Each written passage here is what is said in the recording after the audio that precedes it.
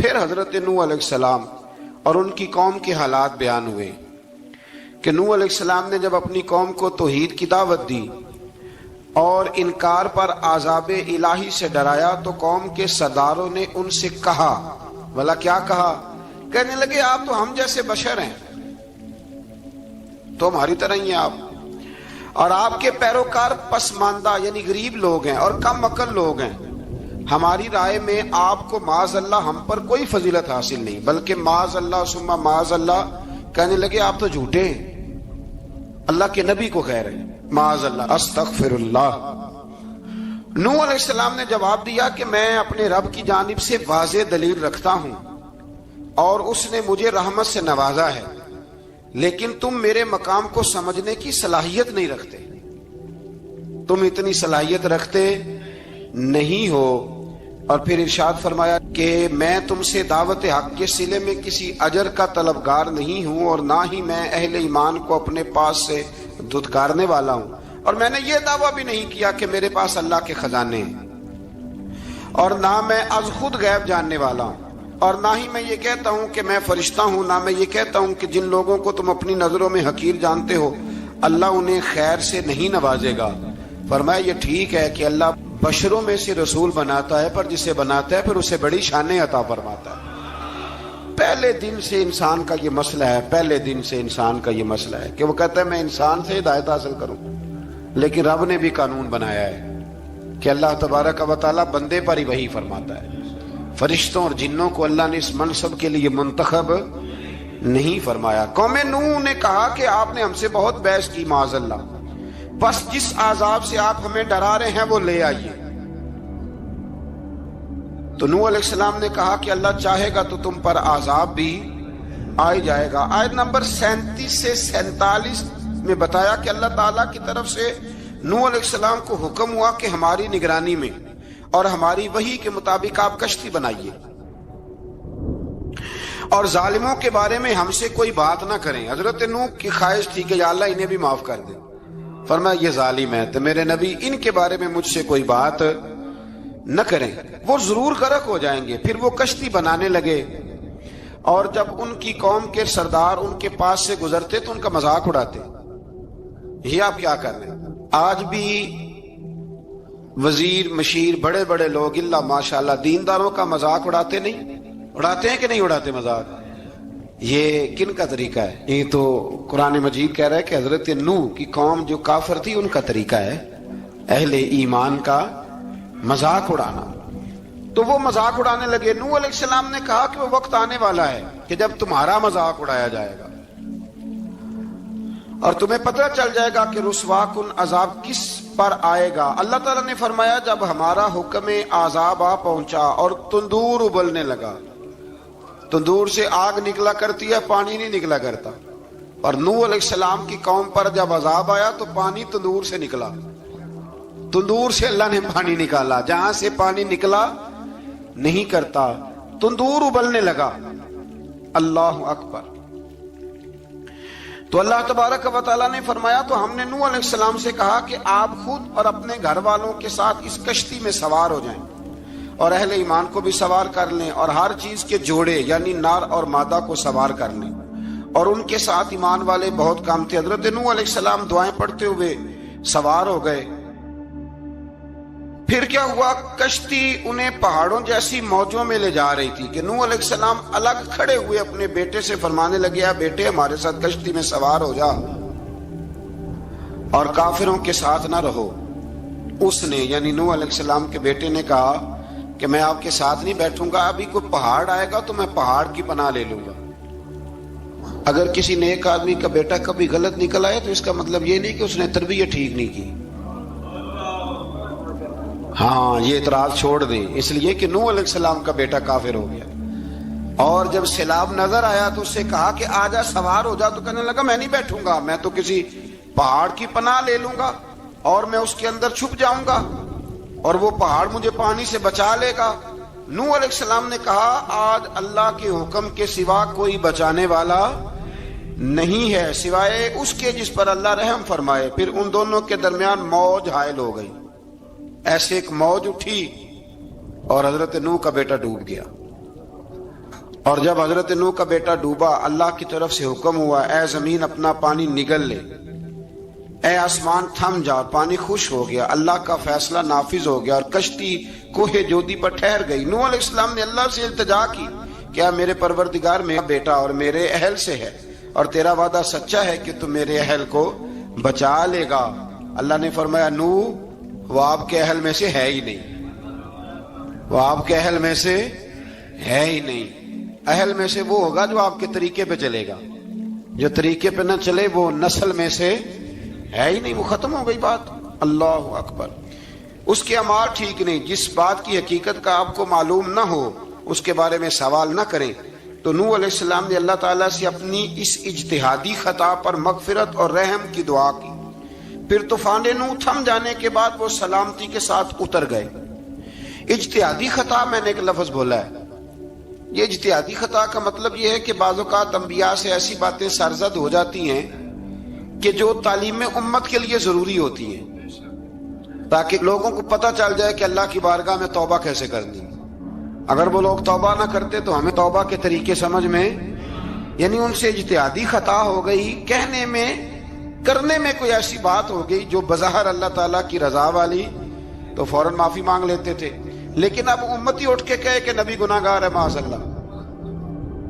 حضرت آدم نے دعا مانگی تھی نا، ربنا ظلمنا انفسنا، اے اللہ ہم نے اپنی جانوں پر ظلم کیا۔ انہوں نے کہا تھا تو اگر کوئی بندہ حضرت آدم کو ظالم کہے گا تو کافر ہو جائے گا، تو اگر وہ کہے کہ وہ تو خود کہہ رہے ہیں، ایک بندہ اڑ جاتا ہے کہتے تو خود کہہ رہے ربنا ظلمنا، تو خدا کے بندے وہ اللہ کے نبی ہیں، وہ رب سے کہہ رہے ہیں، وہ عاجزی کے طور پر کہہ رہے ہیں۔ کچھ لوگ اڑ جاتے کہتے خود حضور نے کہا ہے جی انا بشر مثلکم، میں تمہاری طرح کا بشر ہوں، خود نبی پاک نے کہا ہے۔ عجیب بیوقوف بندے ہو، نبی کریم تو کہہ سکتے ہیں پر امتی اٹھ کے نہیں کہہ سکتا۔ اس نے تو کہنا ہے وہ حبیب اللہ ہے، اس نے تو کہنا ہے وہ قیامت میں شفاعت کرنے والے ہیں، امتی نے تو کہنا ہے وہ سارے نبیوں کے سردار ہیں، وہ امام الانبیاء ہیں۔ امتی وہ لفظ ادا کرے گا جو اس کے بنتے ہیں۔ اب کوئی بندہ اٹھ کے کہہ دے دیکھے نا، ایک بہت بڑا عالم تقریر کرتے ہوئے کہے جی میں تو ان پڑھ آدمی ہوں، تو اس کا شاگرد کہے کہ استاد جی قسم اٹھائے ہاں آپ نے تقریر میں کہا نہیں میں ان پڑھ ہوں، آپ تو ان پڑھ ہے، تو یہ بات ادب ہے کہ بے ادبی ہے؟ چلیں اس سے آگے چلتے ہیں، یہ بھی ذرا مشکل سے سمجھ میں آئے گی۔ ایک اور بات جو جلدی سمجھ میں آ جائے گی، ایم این اے جب اعلان کرتا ہے، تقریر کرتا ہے، الیکشن لڑتا ہے تو کہتا نہیں میں قوم کا خادم ہوں، کہتے ہیں نا کہ میں قوم کا خادم سے آپ کیا کچھ کراتے ہو؟ سارے کام کراتے ہیں نا۔ خادم کو بندہ یہ بھی کہہ لیتا ہے کہ جھاڑو دے دے گلی میں، کہتے ہو کہ نہیں کہتے؟ تو اس نے بھی تو سپیکر میں کہا میں خادم ہوں، کہو اس سے کہ جھاڑو دے گلی میں آ کے، پھر پتہ کیا حال ہوگا؟ جھاڑو تو نہیں آئے گا اور ہو سکتا ہے کچھ ہے آ جائے۔ تو اس لیے اب کوئی بندہ کہے جی انہوں نے خود کہا ہے، تو ایک کچھ پوری جماعت ہے لوگوں کی جو بات کو سمجھتی نہیں، کہتے ہیں خود کہا ہے میں بشر ہوں، انہوں نے خود کہا میں غیب نہیں جانتا، انہوں نے خود کہا میرے پاس خزانہ کوئی نہیں، انہوں نے خود کہا میرے پاس کوئی شے نہیں۔ تو اس لیے آپ سمجھیں کسی کے لفظوں پر اگر آپ گرا لگا کے بیٹھیں گے تو پھر اس سے بے ادبی ہوگی۔ تو نوح علیہ السلام نے اللہ سے اپنی اجتہادی خطا کی معافی مانگی۔ اب حضرت نوح کو کوئی خطا کار کہے گا تو بہت بڑا مجرم بن جائے گا، اس لیے کہ وہ اللہ کے نبی ہیں۔ آیت نمبر 50 میں قوم عاد کا ذکر ہے اور ان کی طرف دعوت توحید دینے کے لیے اللہ تعالیٰ نے حضرت ہود علیہ السلام کو بھیجا۔ ہود علیہ السلام نے قوم سے کہا کہ میں تم سے کسی چیز کا اجر طلب نہیں کروں گا، میرا اجر میرے اللہ کی بارگاہ میں ہے، بس تم اپنے رب سے بخشش مانگو، پھر اس کی بارگاہ میں توبہ کرو، اللہ تعالیٰ تم پر موسلا دار بارش برسائے گا اور تمہاری قوت میں اضافہ فرمائے گا۔ قوم عاد نے دعوت حق کو رد کیا اور ایمان نہ لائے، بلکہ ہود علیہ السلام پر طنز کیا۔ وہ کہنے لگے کہ ہمارے تو معبودوں نے، ہمارے بتوں نے معاذ اللہ آپ کو پاگل بنا دیا ہے، آپ کو مجنون بنا دیا ہے۔ الٹا حضرت ہود کو کہنے لگے اس لیے آپ ایسی باتیں کرتے ہیں۔ ہود علیہ السلام نے کہا میں اللہ کو گواہ بناتا ہوں اور تم بھی گواہ رہنا کہ میں تمہارے شرک سے بری ہوں اور میں اللہ پر توکل کرتا ہوں اور میں نے رسالت کا حق ادا کر دیا ہے۔ آیت نمبر 58 میں اللہ تعالیٰ نے فرمایا جب ہمارے عذاب کا وقت آ گیا تو ہم نے اپنی رحمت سے ہود اور ان کے ساتھ مومنوں کو نجات عطا کی۔ قوم عاد نے اللہ کی نشانیاں اور رسولوں کو جھٹلایا اور دنیا اور آخرت میں لعنت کے حقدار ہوئے۔ آیت نمبر 61 میں پھر سے حضرت صالح علیہ السلام اور ان کی قوم سمود کے حالات کو بیان کیا گیا ہے۔ حضرت صالح نے کہا ہے میری قوم اللہ وحدہ لا شریک کی عبادت کرو، اس سے بخشش طلب کرو، اس کی بارگاہ میں توبہ کرو، اس نے تمہیں زمین سے پیدا کیا ہے، اس پر آباد کیا ہے۔ جواب دیا ہے صالح ہمارے آباء و اجداد کے معبودوں کی عبادت کو روکنے سے پہلے ہمیں آپ سے بڑی امیدیں تھیں، اور اب آپ ہمیں روکنے لگ گئے ہیں باپ دادا کے دین سے، لیکن اب ہمیں آپ کی دعوت کے بارے میں شکوک ہیں۔ صالح علیہ السلام نے اپنی قوم سے کہا کہ یہ اللہ کی اونٹنی ہے اور یہ تمہارے لیے نشانی ہے، اسے چرنے کے لیے آزاد چھوڑ دو اور اسے تکلیف نہ دینا، اللہ اکبر، ورنہ تمہیں عذاب پہنچے گا۔ انہوں نے اونٹنی کی کونچیں کاٹ ڈالی۔ صالح علیہ السلام نے کہا تم صرف 3 دن اپنے گھروں میں مزے اٹھا لو، 3 دن، پھر اللہ کا یقینی عذاب آئے گا۔ پھر ایک چنگاڑ نے ان کو آ دبوچا، وہ اپنے گھروں میں گھٹنوں کے بل اوندے پڑے رہ گئے۔ صرف صالح علیہ السلام ان کے ساتھ اہل ایمان اس عذاب سے بچے۔ یہ 3 قوموں کا ذکر ہو گیا، نوح علیہ السلام کی قوم کا بھی، ہود علیہ السلام کی قوم کا بھی، اور حضرت صالح علیہ۔ آگے اللہ تبارک و تعالیٰ نے آیت نمبر 69 میں اس بات کا بیان فرمایا کہ حضرت ابراہیم علیہ السلام کے پاس فرشتے بشری شکل میں آئے، انسانی شکل۔ انہوں نے اجنبی مہمانوں کے لیے بچڑے کا بھونا ہوا گوشت تیار کرایا۔ آپ یقین کریں کچھ باتیں لوگ ایسی بیان کرتے ہیں کہ جن کو نہ سن کے بندے کا دل کرتا ہے کہ اس بندے کو بتائیں کہ یار یہاں تو دین سارا پڑھ۔ ایک صاحب مجھے کہنے لگے جی میں ایک پیر صاحب کے پاس گیا تھا تو بڑی مرغن غذائیں تھی، انہوں نے میری بڑی خدمت کی پر مجھے نہیں اچھا لگا، پیروں کو چاہیے سادی روٹی رکھیں۔ میں کہ تو پیراں واسطے لسٹ بنا خاں انہوں نے کس طرح نہ ہونا چاہیے۔ یہ بہت بڑی مصیبت ہے، اگر آپ سادہ کھانا کھلا دیں تب بھی اعتراض ہے، اچھا کھلا دیں کہنے رولا ہے کوئی پیر چوکھے مالدار، دونوں طرف سے مسئلہ۔ تو کہنے لگا جی نہیں پیروں کا کیا کام ہے، وہ کڑائیاں اور وہ سارے۔ تو پھر میں نے انہیں کہا کہ آپ اس طرح کریں، گھر جا کے نا تو 12ویں سپارے کی تلاوت کریں۔ حضرت ابراہیم نے اپنے مہمانوں کے لیے بھونا ہوا کھانا تیار فرمایا تھا۔ تو آپ کیا کہیں گے کہ حضرت ابراہیم درویش نہیں تھے؟ عجیب بات ہے بھائی، آپ ہر بات میں اڑ جاتے ہیں۔ دین ہم نے وہ لینا ہے جو اللہ کا قرآن ہمیں دیتا ہے اور رسول اللہ کی حدیث ہمیں دیتی ہے۔ جب انہوں نے دیکھا کہ مہمان کھانے کی طرف ہاتھ نہیں بڑھا رہے تو ان کو ڈر محسوس ہوا۔ حضرت ابراہیم کو فرشتوں نے کہا کہ ہمیں قوم لوط علیہ السلام کے عذاب کے لیے بھیجا گیا ہے۔ حضرت ابراہیم کی بیوی کھڑی تھی، اس پر وہ مسکرائیں تو فرشتوں نے اللہ کی طرف سے انہیں حضرت اسحاق علیہ السلام اور اس کے بعد حضرت یعقوب علیہ السلام کی بشارت عطا۔ اسحاق علیہ السلام حضرت ابراہیم کے بیٹے ہیں اور یعقوب علیہ السلام پوتے ہیں، اور یعقوب علیہ السلام کے بیٹے یوسف علیہ السلام۔ ہاں اللہ اگر چاہے تو 7 نسلوں میں نبوت رکھ دیتا ہے اگر اس کی منشا ہو۔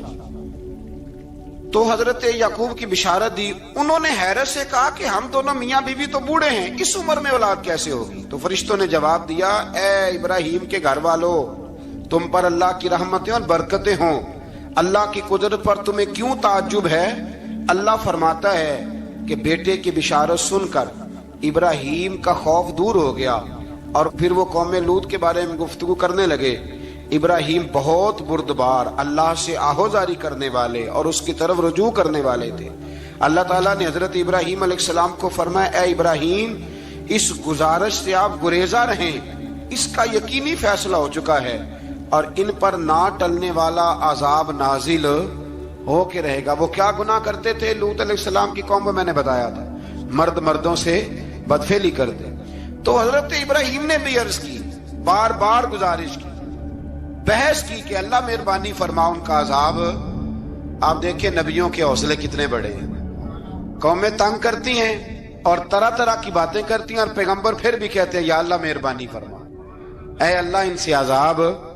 آیت نمبر 77 میں حضرت لوط علیہ السلام کی قوم کی بدعمالیوں اور لوط علیہ السلام کے اپنی قوم کو بدعمالیوں کے باعث فرشتوں کی آمد، قوم کے بدعمال لوگوں کے دوڑ کر آنے اور حضرت لوط کو ان کے سمجھانے اور ان کے انکار پر مضطرب ہونے کا ذکر ہے، جس پر فرشتوں نے حضرت لوط کو تسلی دی کہ آپ فکر نہ کریں، ہم آپ کے رب کے فرشتے ہیں، یہ آپ اور ہم تک نہیں پہنچ سکیں گے۔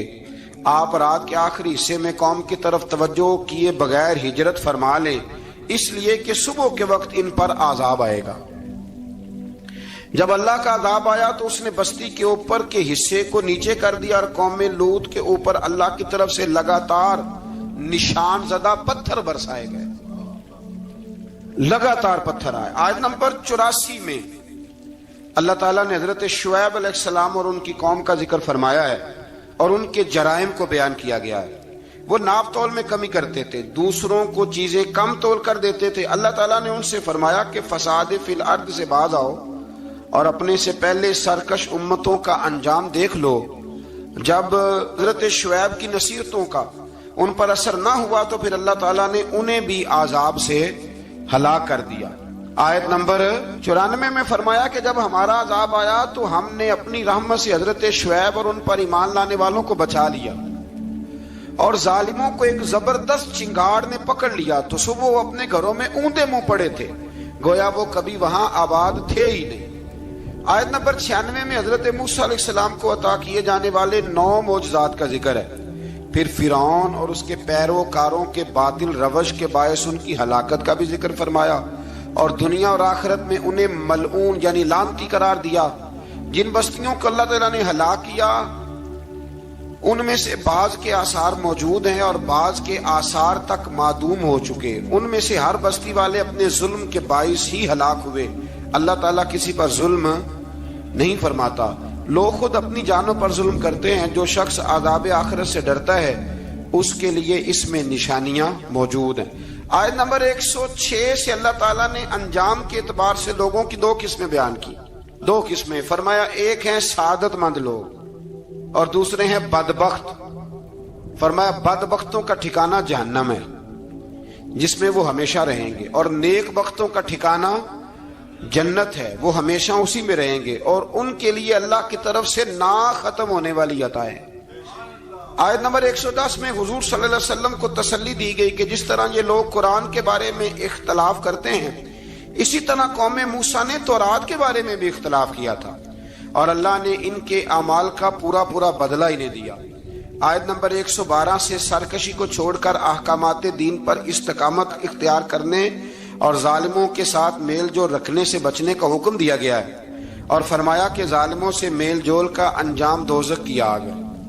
ہم لوگ نہ شکوہ کرتے ہیں، کسی حکومت کو بنے ہوئے 6 مہینے گزرتے ہیں تو شکوہ شروع ہو جاتا ہے، حالانکہ وہ خود تو نہیں نہ بنتے، ان کو کوئی بنانے والا ہے۔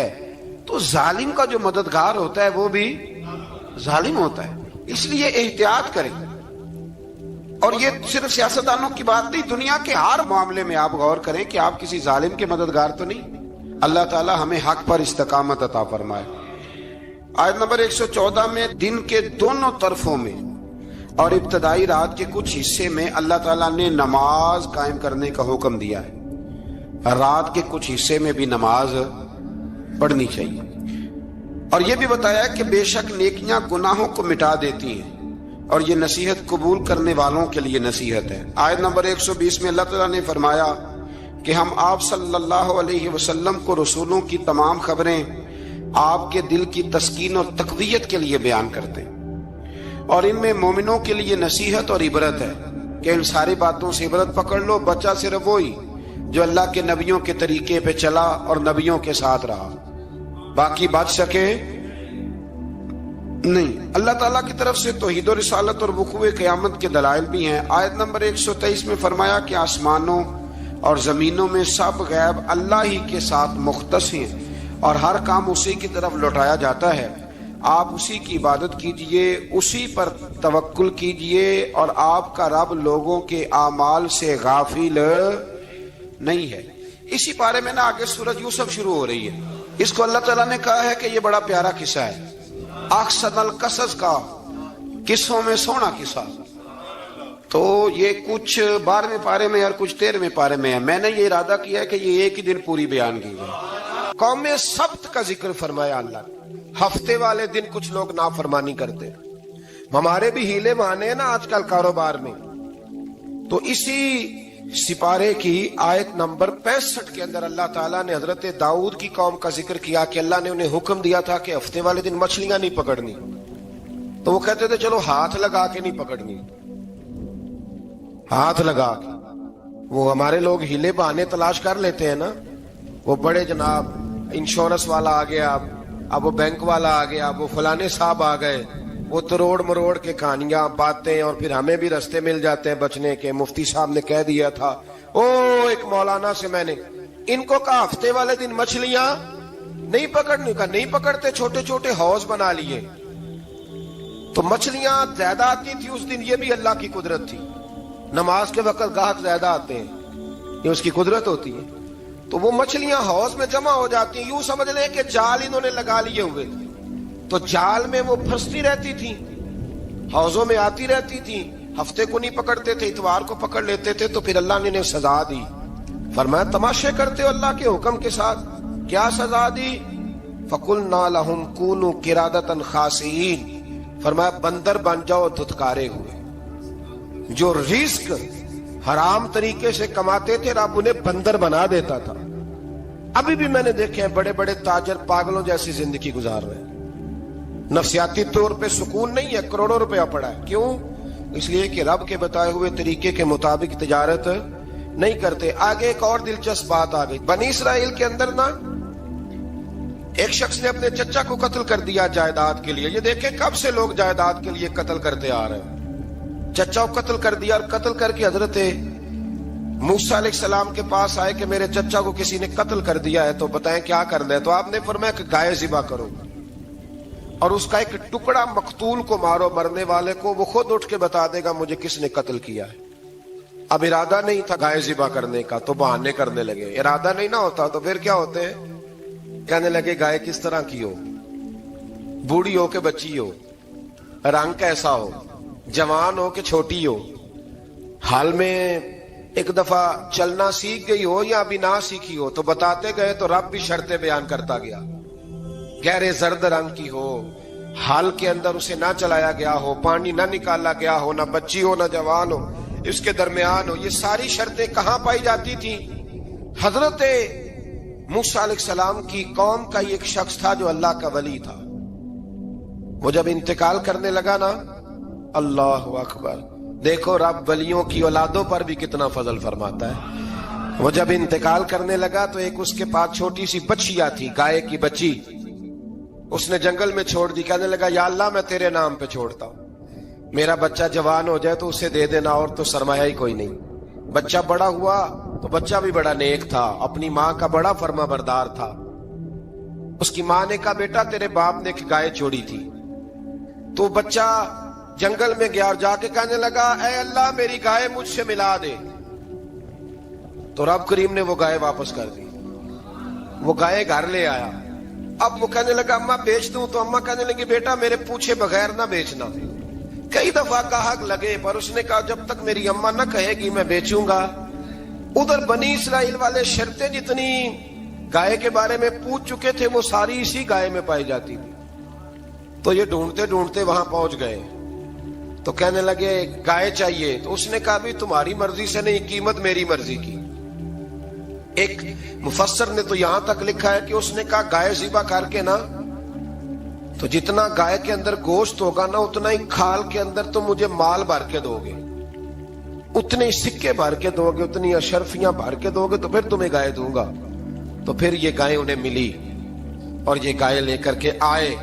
ज्यादा सवालात ना करते तो ज्यादा उलझते ना। हम भी दीन के मामले में बड़े सवाल जवाब करते हैं, उतना सवाल करें जितनी उसकी जरूरत है। इन लोगों ने सवालात ज्यादा किए तो फिर उलझ ज्यादा गए। तो मेरे भाई इसका जिक्र भी अल्लाह तबारक व तआला ने पहले पारे के अंदर बयान फरमाया। फिर अल्लाह करीम ने फरमाया कि कुछ ऐसे लोग भी हैं यहूदियों में से जिनका दावा हो गया है कि हम अल्लाह के बड़े प्यारे हैं। फरमाया ये सिर्फ उनके मुंह की बातें हैं, ये तो क़यामत में पता चलेगा ना कि अल्लाह का प्यार किसके साथ ज्यादा है।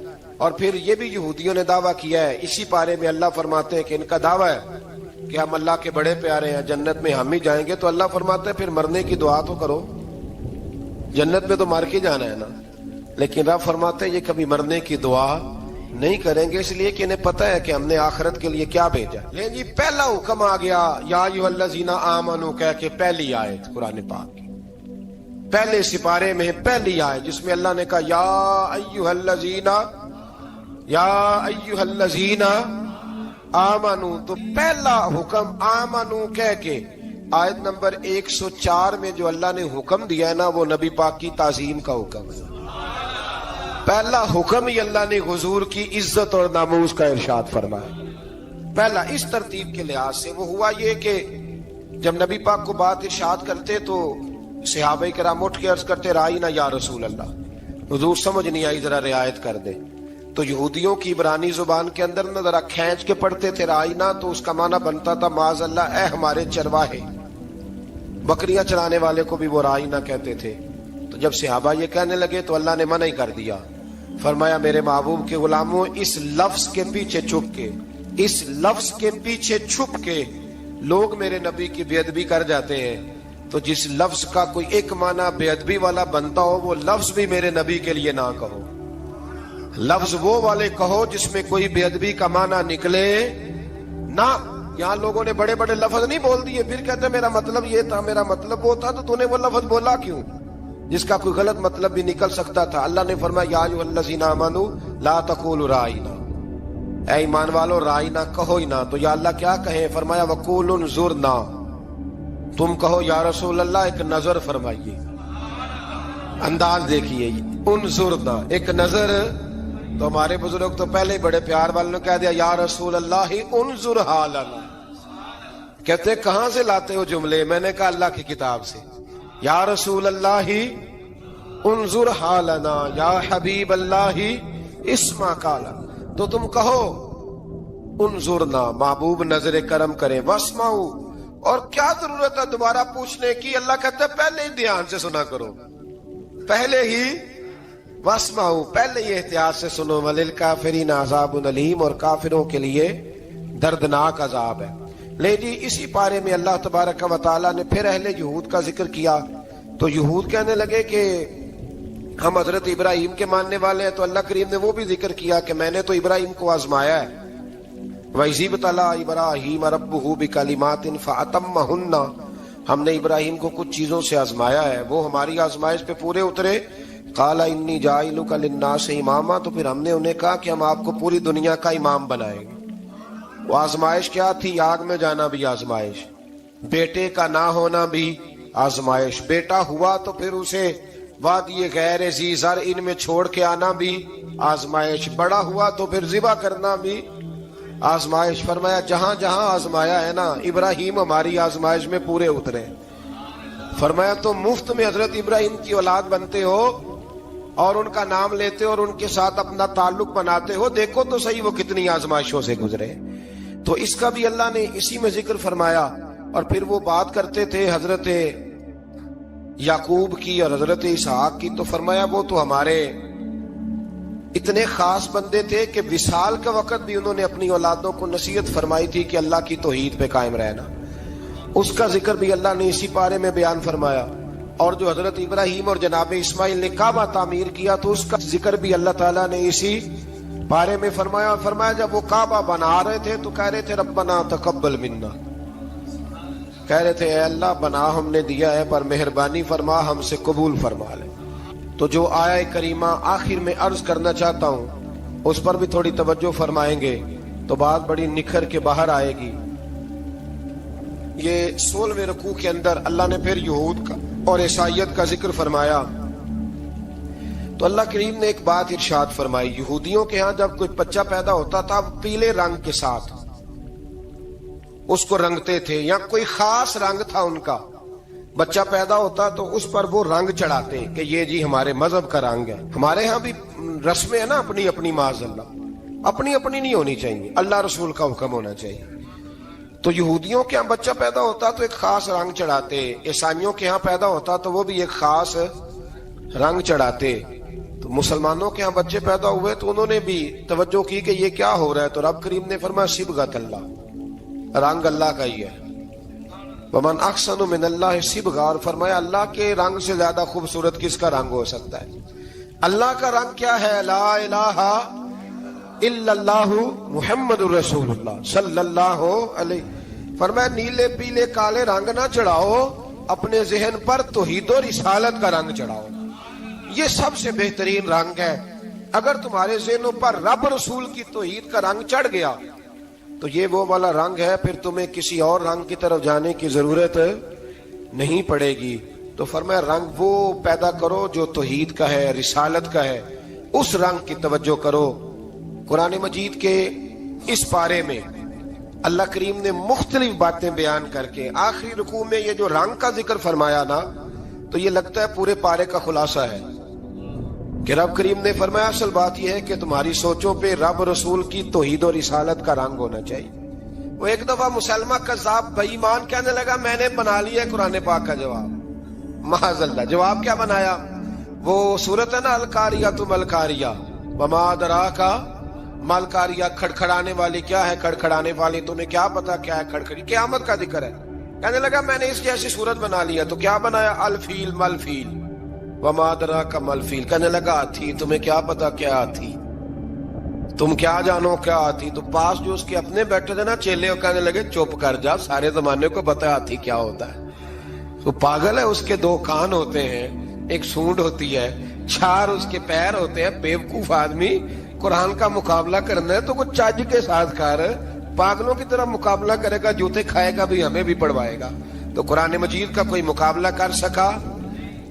تو اس آیہ مبارکہ میں اللہ نے کافروں کو یہ کہا اگر مقابلہ نہیں کر سکتے تو پھر اللہ سے ڈرو، ورنہ دوزخ میں ڈالے جاؤ گے، وہ جس کا ایندھن آدمی اور پتھر ہے، اور بنائی بھی کافروں کے لیے گئی ہے۔ اعدت للکافرین، جہنم کس کے لیے بنائی گئی ہے؟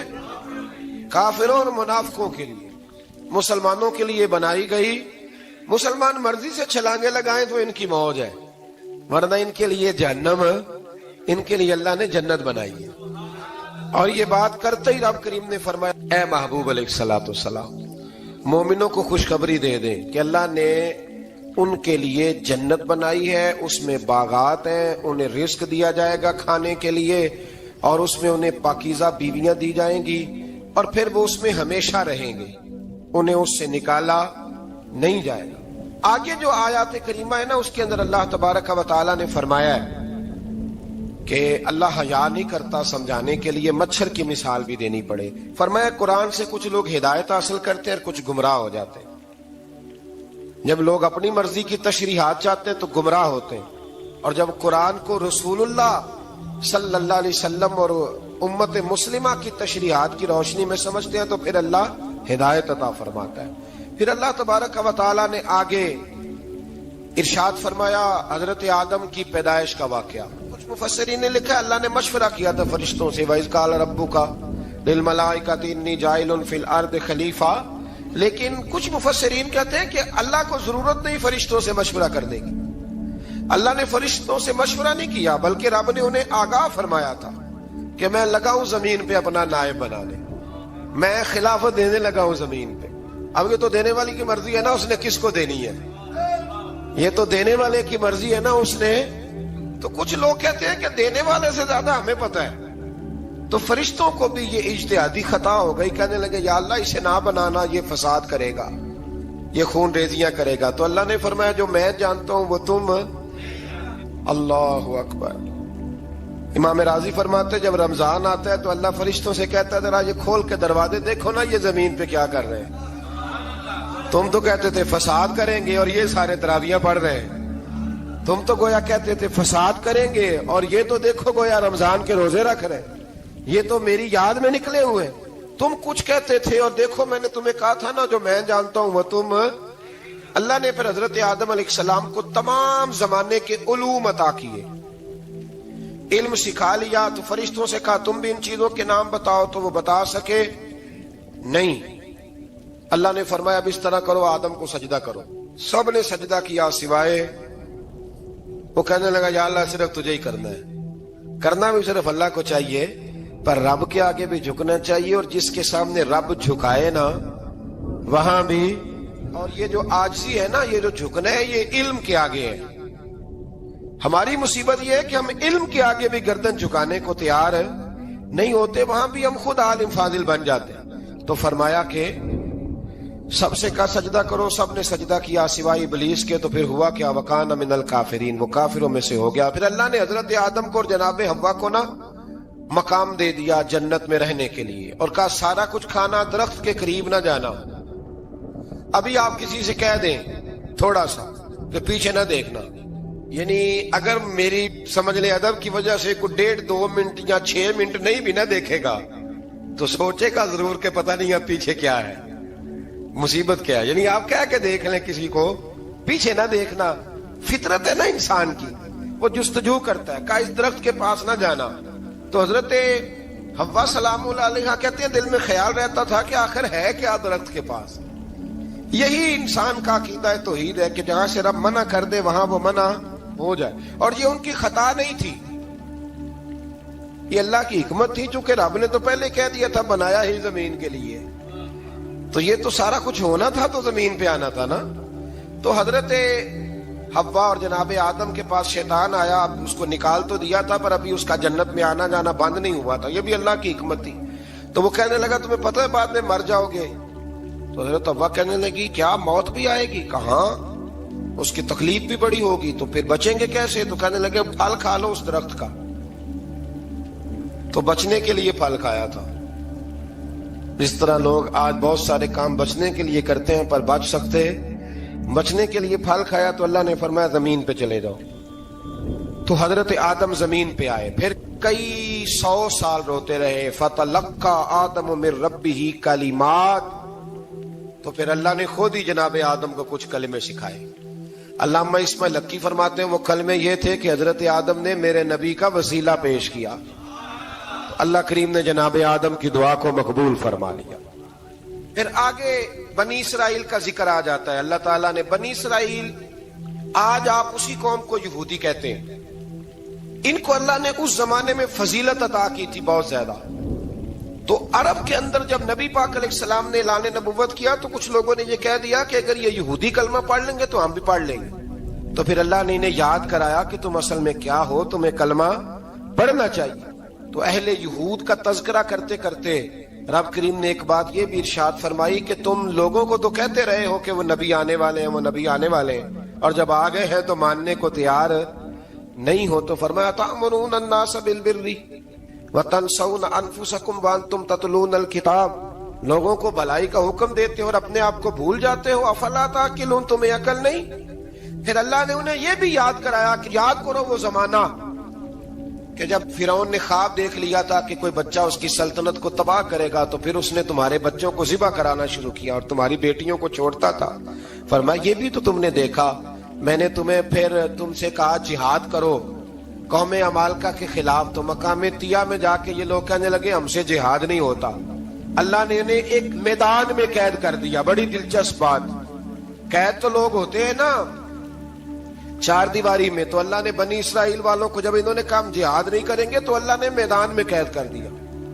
میدان میں، یہ یاد رکھیں، جب انسان اللہ کی نافرمانی کرتا ہے تو اسے ایسی قید ملتی ہے جس کا اس نے تصور بھی نہیں کیا ہوتا۔ ایک میدان ہے مقام طیہ، قید ہو گئے، سارا دن سفر کرتے تھے، سارا دن، تو رات کو تھک کے سوتے تھے، صبح اٹھتے تھے نا جب، تو وہیں ہوتے تھے جہاں کل صبح چلے تھے۔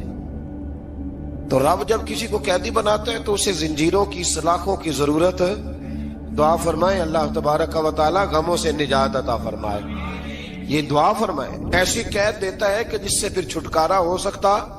تو بنی اسرائیل کا بہت زیادہ تذکرہ اس بارے میں اللہ تبارک و تعالی نے پھر بیان کیا، اور پھر کہا کہ انہیں جو حکم دیا جاتا تھا یہ اس کی سرتابی کرتے تھے، پھر اللہ نے ان پر ذلت نازل کر دی اور یہ ہمیشہ اس کا